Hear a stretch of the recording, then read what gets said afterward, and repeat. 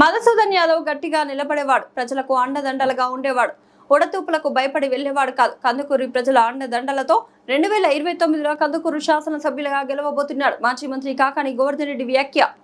అందరూ అనుకుంటారేమో పాప ఏముందిలేనండి, వీడియోలో భయపడితేనే మధుసూదన్ యాదవ్ అనేటువంటి వ్యక్తి భయపడి పారిపోయేటువంటి వాడు కాదు, వెన్ను చూపించేటువంటి వాడు. తిరగబడితే ఒక్కసారి ఇక్కడ ఉండేటువంటి అధికారులకి, ఈ తెలుగుదేశం పార్టీ నాయకులకి సత్తా తెలిసేటువంటి పరిస్థితులను గుర్తుంచుకోండి. కాబట్టి ఎవరో గడిచి బతకం, గట్టిగా నిలబడగలిగినటువంటి వాడు, ప్రజలకు అండదండలు అందించగలిగినటువంటి వాడు. కాబట్టి ఏదో వచ్చేళ్లే కాసేపు ఉడత ఊపిరిస్తే మరలా ఎక్కడికో దగ్గరికి వెళ్ళిపోతాడు అనుకుంటున్నారు, కానీ ఎక్కడికి పాడు ఈ నియోజకవర్గంలో మీ అందరి ఆశీస్సులతో మీ శాసనసభ్యుడిగా అసెంబ్లీలో అడుగుపెట్టేంత వరకు ఇటు కందుకూరు నియోజకవర్గ ప్రజలు అందరం అండదండలు అందించి ముందుకు నడిపిస్తాం. ఖచ్చితంగా రాబోయేటువంటి రోజుల్లో కందుకూరు నియోజకవర్గంలో వైఎస్ఆర్ కాంగ్రెస్ పార్టీ జెండా ఎగరడం ఖాయం.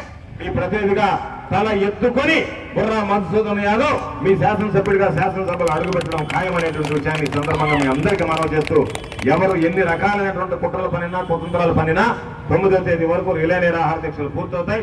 10వ తేదీ నియోజకవర్గ స్థాయిలో ర్యాలీ నిర్వహిస్తాం.